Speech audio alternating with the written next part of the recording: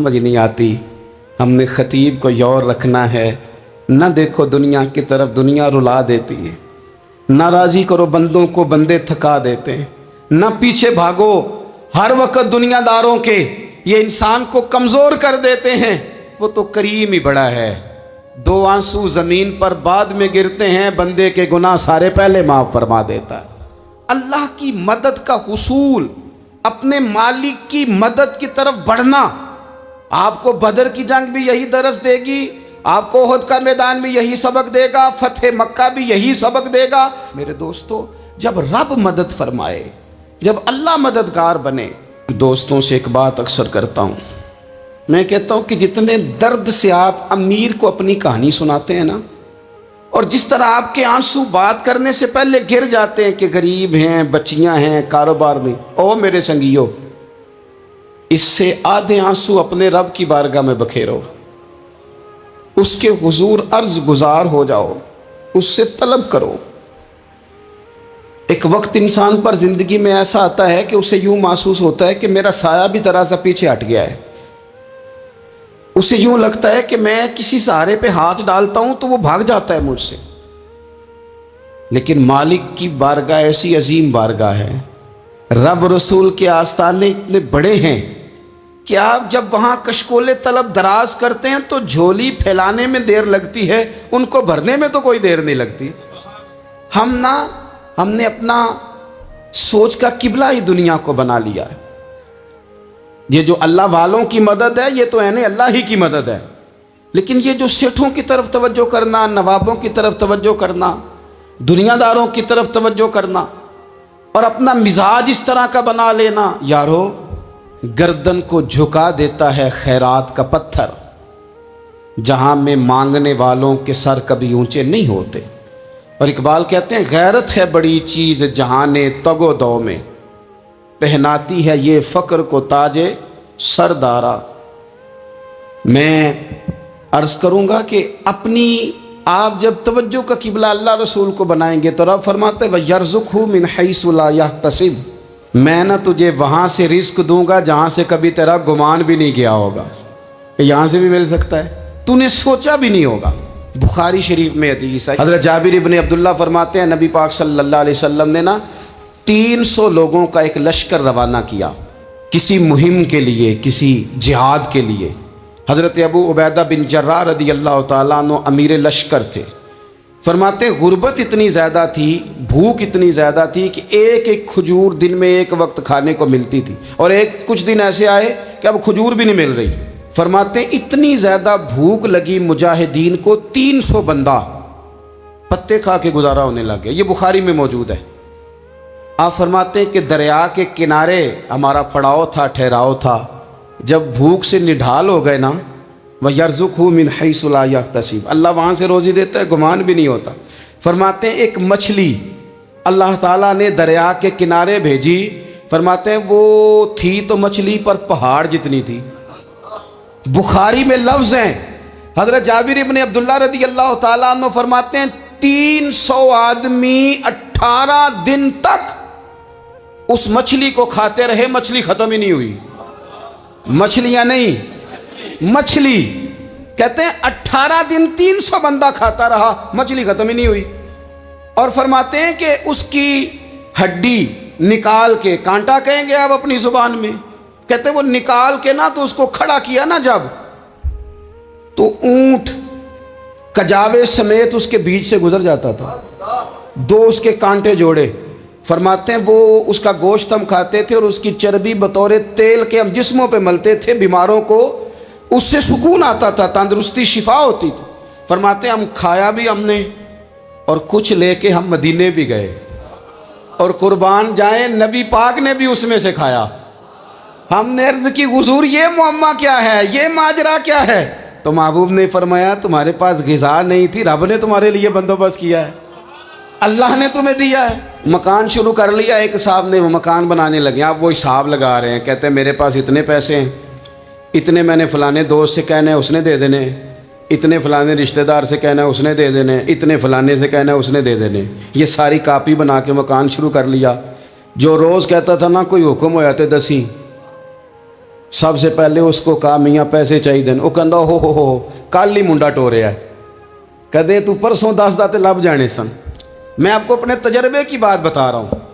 جن لوگوں کا خیال ہوتا ہے نا کہ آپ سٹارٹ کریں فلانا کام، ہم آپ کے ساتھ ہیں، اللہ کا ہی کوئی نظام ہے، وہ بالکل بھی نہیں ساتھ ہوتے۔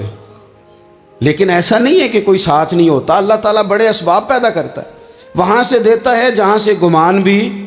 ہمارا یہ ذہن بن جاتا ہے ہم ساری اپنے حساب سے چلتے ہیں، اتنے رشتہ داروں سے اتنے، کون آپ کے ساتھ چلے گا؟ سوال ہی نہیں پیدا ہوتا۔ یہ سارے کام چھوڑ کے سب سے پہلے 2 رکعتیں پڑھو، اپنے رب کی بارگاہ میں، رسول کائنات کی بارگاہ میں گزارشات اور استغاثے پیش کرو، وہاں سے خیر طلب کرو۔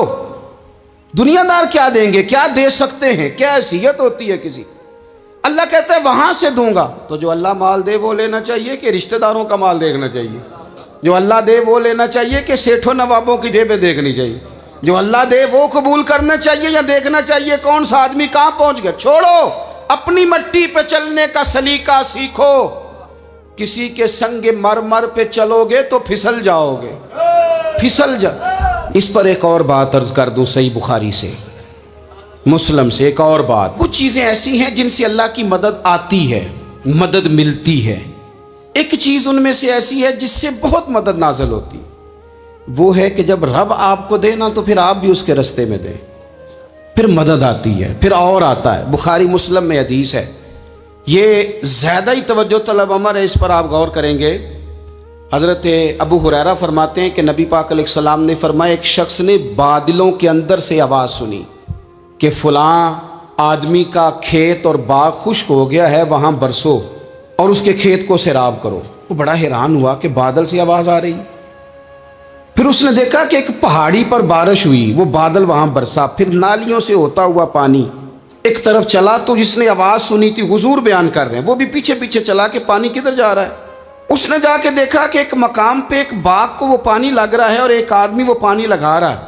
اس نے اس سے پوچھا تیرا نام کیا ہے؟ اس نے کہا کیوں؟ کہنے لگا بتا نا۔ اس نے نام بتایا تو کہنے لگا یہی تو وہ نام ہے جو میں نے بادلوں کے اندر سے سنا ہے کہ فلاں کے کھیت کو پانی دے دو۔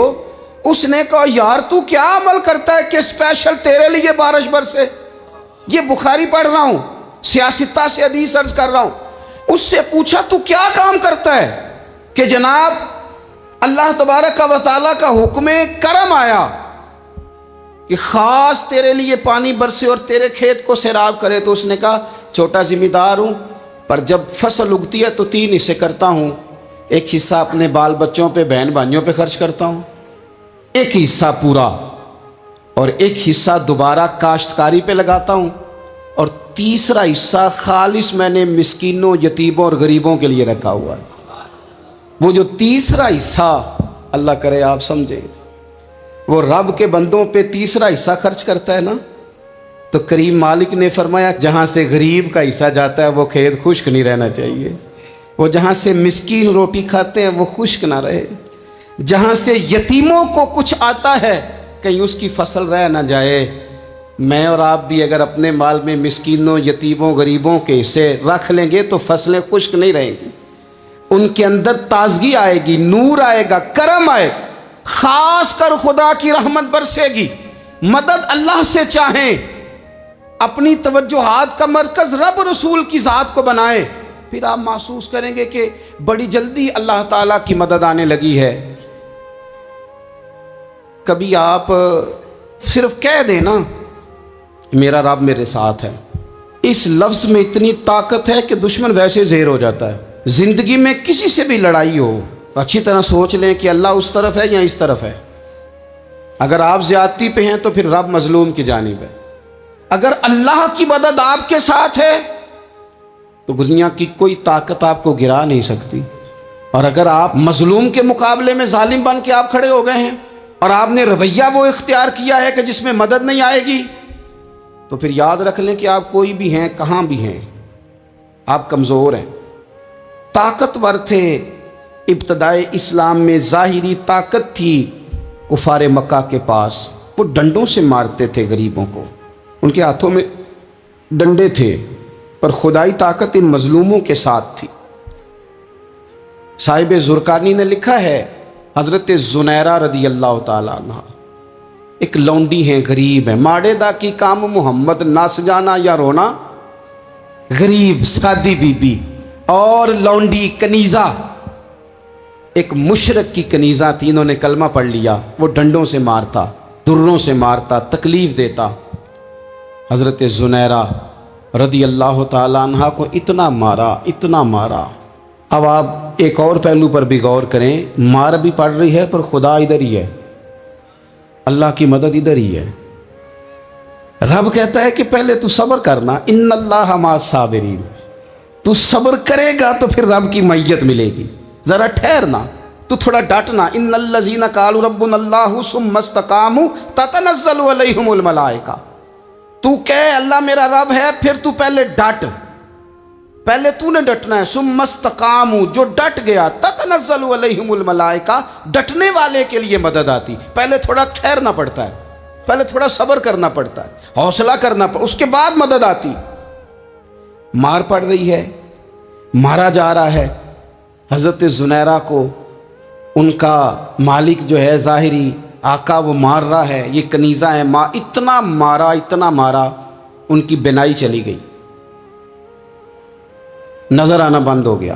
ابو جہل آیا اور کہنے لگا زنیرہ دیکھا نا ہمارے بت تیری آنکھیں لے گئے، معاذ اللہ، لات و منات ہمارے بتوں نے تجھے اندھا کر دیا۔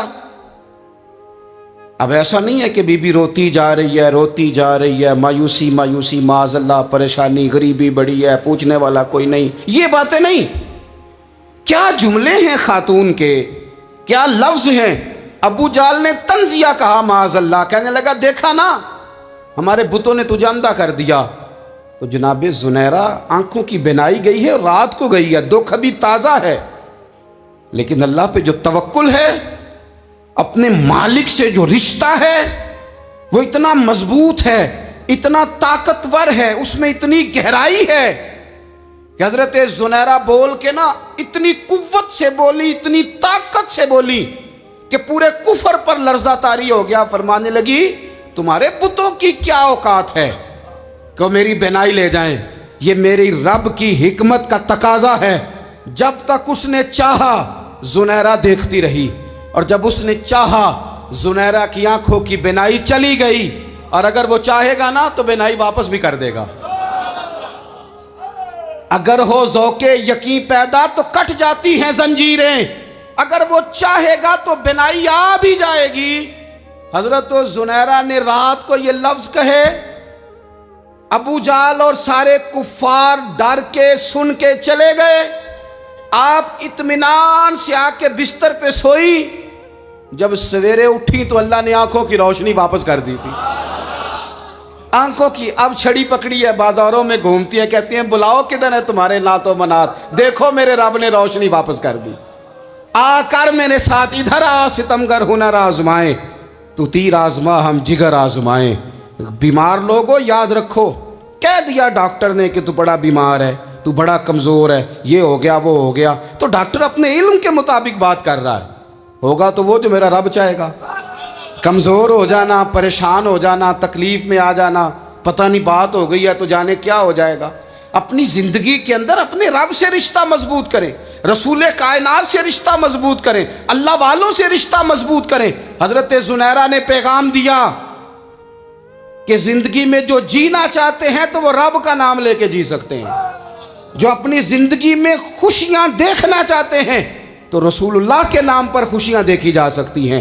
توکل کی بنیاد پر بندہ خوشیاں لے سکتا ہے، اور اگر انسان میں توکل نہیں ہے تو پھر وہ اس کالے جادو سے بھی ڈر رہا ہے، وہ نیلے سے بھی ڈر رہا ہے، وہ پیلے سے بھی ڈر رہا ہے، وہ فلانے سے بھی ڈر رہا ہے، وہ میرے خلاف فلانا رشتہ دار سازش کر رہا ہے تو ڈر رہا ہے، فلانا میرے بارے میں یہ کر رہا ہے تو ڈر رہا ہے، وہ پتہ نہیں دنیا ادھر ہو جائے گی تو کیا ہو جائے گا، اٹھ باندھ کمر کیوں ڈرتا ہے، پھر دیکھ خدا کیا کرتا ہے۔ تو اس ساری گفتگو کا نچوڑ آپ کو یہ عرض کیا ہے، سب سے پہلے تو یہ کہ میدانوں میں مدد بھی اللہ کی، رزق میں مدد بھی اللہ کی، فصلیں خشک ہوں تو مدد پھر بھی اللہ کرے، تو پھر ساری مدد، اور اگر انسان بیمار ہو تو پھر بھی مدد اللہ کی۔ تو اپنے اللہ کی جانب توجہ کو بڑھائیں، آپ اللہ سے مدد کے سوالی بنیں۔ ترمذی کی ایک حدیث ہے، میں آپ کو زندگی کا تجربہ بتاتا ہوں کہ جب میں بڑا پریشان ہوتا ہوں تو یہ والی روایت کھول لیتا ہوں، مزہ دیتی ہے۔ میرے نبی پاک علیہ السلام نے فرمایا اپنے دکھ سیٹھوں نوابوں کو نہ کہنا، مالداروں کا نہ کہنا، ورنہ اللہ تمہیں کبھی غنی نہیں کرے گا۔ فرمایا اپنے دکھ اپنے رب کی بارگاہ میں عرض کرنا، جلدی کرے یا دیر سے کرے اللہ تمہیں لوگوں سے بے نیاز کر دے گا، اللہ تمہیں غنی کر دے گا۔ رات کو بیٹھو نہ اس کی بارگاہ میں، اسے دکھڑے سناؤ، چھوٹی چھوٹی باتیں۔ حضور نے فرمایا نمک بھی مانگو تو رب سے مانگو، چھوٹی چھوٹی بات سے شروع کرو نا۔ جب بندہ شروع کرتا ہے نا چھوٹی چھوٹی چیزیں تو بڑی ساری چیزیں یہ اس طرح ہوتا ہے جیسے بندہ رب سے گفتگو کر رہا ہے، مالک مجھے یہ چاہیے، مالک میں یہاں کمزور ہوں، اللہ میں یہاں پریشان ہوں۔ آپ یہ کر کے تو دیکھیں، لمبی لمبی دعائیں مانگ کے تو دیکھیں، اس کے حضور جڑ کے تو دیکھیں، آپ دیکھیں گے راحت کتنی ہے، سکون کتنا ہے۔